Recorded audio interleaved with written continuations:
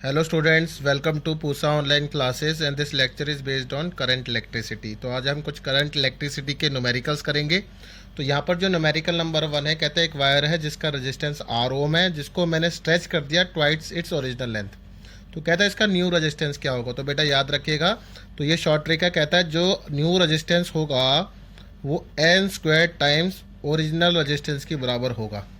तो बेटा N square मतलब कितना है, ट्वाइस है। तो यहाँ पर कितना हो जाएगा, विच इज़ इक्वल्स टू 2 का स्क्वायर इंटू आर। तो आर डैश की जो वैल्यू आती है कितनी हो जाएगी, 4 times of R. I hope आपको ये क्वेश्चन क्लियर होता है। अब ये नेक्स्ट क्वेश्चन है, कहता है a wire of resistance 12 ohm is stretched to 5 time its original length. अब यहाँ पर जो है 5 टाइम्स जो है उस लेंथ को इंक्रीज कर दिया गया है और ओरिजिनल रेजिस्टेंस जो है बेटा वो है 12 ओम। तो कहता है न्यू रेजिस्टेंस क्या होगा। अभी मैंने आपको सिखाया है आर डैश किसके बराबर है, n square times of R की बराबर। तो बेटा यहाँ पर कितना है, 5 टाइम्स। तो इट मीन्स 5 का स्क्वायर इंटू 12।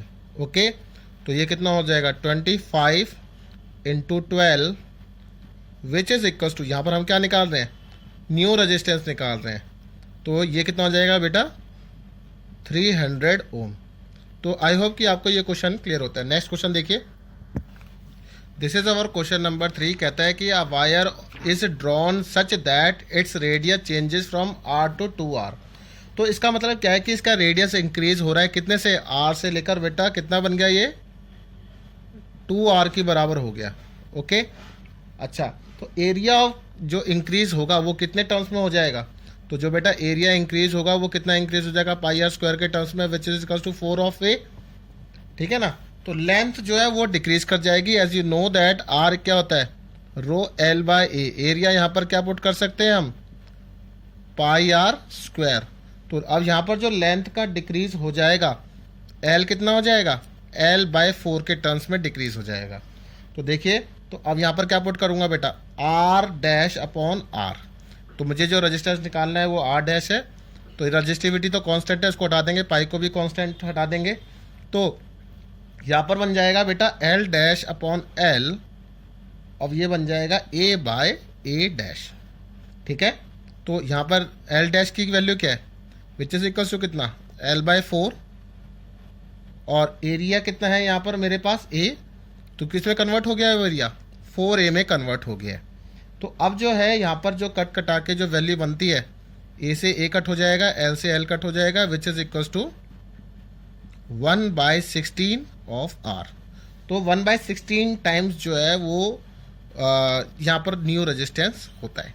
ठीक है, ये हमारा नेक्स्ट क्वेश्चन है। कहता है कि what is the value of R. हमें आर की वैल्यू निकालनी है and you have given that. तो यहाँ पर जो है हमें करंट भी गिवन है, which is equal to 0.25 ampere.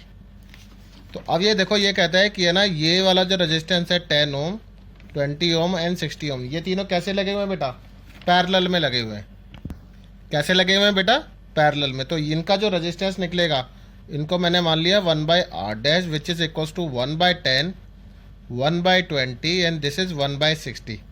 तो इसको जो सॉल्व करके आते हैं तो बेटा ये आपको मेहनत करनी है इस पर भी। 10/60 एलसीएम निकालना भी आता नहीं आता बच्चों को, तो रिक्वेस्ट है कि एलसीएम निकालना भी सीखें। तो आर डैश की वैल्यू कितनी आ गई बेटा, 6 ओम। अगर इन तीनों का जो रेजिस्टेंस है पैरेलल में 6 ओम आता है, तो ये आर के साथ कैसे लगाए बेटा, सीरीज में लगाए। तो मेरे पास जो आर नेट हो जाएगा वो कितना हो जाएगा, आर प्लस आर डैश की बराबर। ठीक है, तो ये आर प्लस आर डैश, तो मतलब आर प्लस कितना हो गया बेटा, 6 ओम हो गया। तो ये हो गया total resistance and total voltage कितने की बना है, दैट इज 12 वोल्ट। क्लियर। तो आपको पता है वी इक्वल टू क्या होता है, आई इंटू आर। तो यहाँ पर वोल्टेज कितनी है बेटा, 12, करंट कितना है 0.25। तो V upon I equals to R plus 6 लिख सकता हूँ। तो V की वैल्यू क्या है, दैट इज 12, करंट कितना है 0.25। इसको हटा देंगे, यहाँ पर 100 लग जाएगा, विच इज इक्वल्स टू 4, 12 4 जा 48 minus of 6 which is equals to कितना हो गया, 42 ohm is the correct answer. ये हमारे पास नेक्स्ट क्वेश्चन है। कहता है कि है ना, in the circuit shown in figure the potential difference between X and Y will be. अब ये ना हमसे पोटेंशियल डिफरेंस पूछ रहा है एक्स और वाई के बीच की। अब पूरे सर्किट को ध्यान से देखिए, सर्किट कैसा है, एक ओपन सर्किट शो हो रहा है। कैसा सर्किट शो हो रहा है बेटा? ओपन सर्किट शो हो रहा है। तो कहता है as the circuit is open, as the circuit is open, अगर सर्किट आपका ओपन है तो no current flows through it, no current flows through it. ऐसा क्वेश्चन आपका पेपर में बनता है मोस्टली। अब कोरोना चल रहा है तो मोस्टली क्वेश्चन कैसे चलेंगे? ऑब्जेक्टिव टाइप पेपर आ रहा है बच्चों का, तो ऐसे क्वेश्चन बहुत इंपॉर्टेंट है आपके लिए, ठीक है।